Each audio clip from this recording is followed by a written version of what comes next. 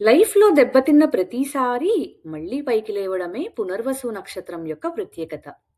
దీనికి అధిపతి గురువు, అధిదేవత అదితి దేవతల యొక్క తల్లి.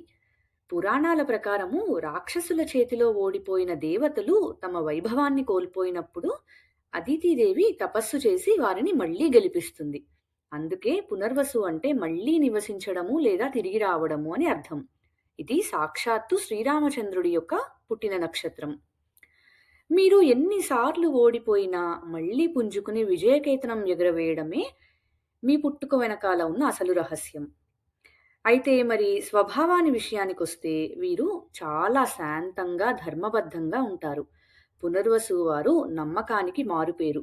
వీరిలో ఉన్న గొప్ప గుణము ఆశావాదం, ఆప్టిమిజం. పరిస్థితులు ఎంత దారుణంగా ఉన్నా రేపు అంతా మంచే జరుగుతుంది అనే నమ్మకం వీరిని నడిపిస్తుంది. వీరు గొప్ప జ్ఞాపక శక్తి కలిగి ఉంటారు మరియు ఇతరులకు సహాయం చేయడంలో ఎప్పుడూ వెనకాడరు.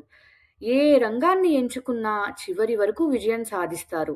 దీనికి గల ఒకే ఒక కారణము వీరిలో ఉన్న ఓర్పు, సహనం. మరి ప్రతి వెలుగు వెనకాల చీకటి ఉన్నట్టే వీరిలో కూడా కొన్ని లోపాలున్నాయి.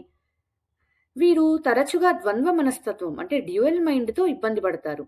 ఒకేసారి 2 పడవల మీద కాళ్ళు వేయడం వల్ల నిర్ణయాలు తీసుకోవడంలో ఆలస్యమవుతుంది.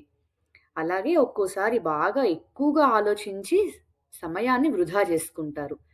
ఇంకా జీవితంలో స్థిరత్వం రావడానికి సమయం పడుతుంది గదా! దానివల్ల వీరు తొందరగా నిరాశ చెందుతారు.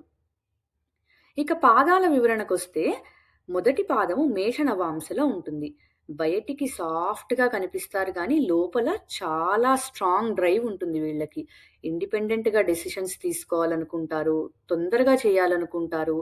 ఇంపేషెన్స్ కూడా కనిపిస్తుంది. ఇక రెండవ పాదము వృషభ నవాంశ.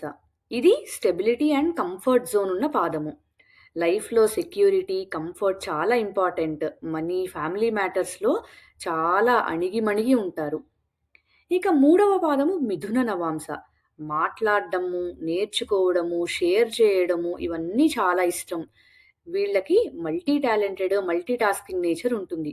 త్వరగా బోర్‌గా ఫీల్ అవుతుంటారనమాట. ఎప్పుడూ ఏదో ఒకటి చేయాలి అని కుతూహలంగా ఉంటుంది ఈ పాదంలో ఉన్న వాళ్ళకి. ఇక నాలుగవ పాదం కర్కాటక నవాంశ. ఇది హార్ట్ బేస్డ్ అంటే చాలా ఎమోషన్స్, ఫ్యామిలీ, బాండింగ్ ఇవన్నీ చాలా ఇంట్రెస్టింగ్‌గా ఉంటాయి వీళ్ళకి. కేరింగ్ నేచర్, ప్రొటెక్టివ్ నేచర్, ఇంకా స్పిరిచ్యువల్ మీద మక్కువ ఎక్కువగా ఉంటాయి. మరి ఏ పాదంలో ఉన్నా గానీ పునర్వసు వాళ్ళు లైఫ్‌లో మళ్ళీ మళ్ళీ రైజ్ అవ్వడమే వారికి డెస్టినీ అన్నమాట. ఇంకా చెప్పాలంటే పునర్వసు అంటే సెకండ్ ఛాన్స్. మీ జీవితంలో మొదటి ప్రయత్నం విఫలమైనా రెండవ ప్రయత్నంలో మీరు చరిత్ర సృష్టిస్తారు. శ్రీరాముడి ఆశీస్సులు, అదితిదేవి యొక్క కరుణ మీపై ఎప్పుడూ ఉంటాయి. వచ్చే వీడియోలో మళ్ళీ కలుద్దాం. ఇప్పటిదాకా చూసినందుకు ధన్యవాదాలు. నమస్కారం.